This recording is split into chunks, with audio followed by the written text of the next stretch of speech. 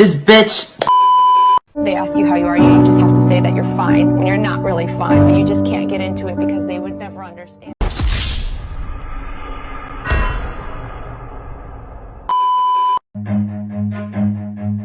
Run.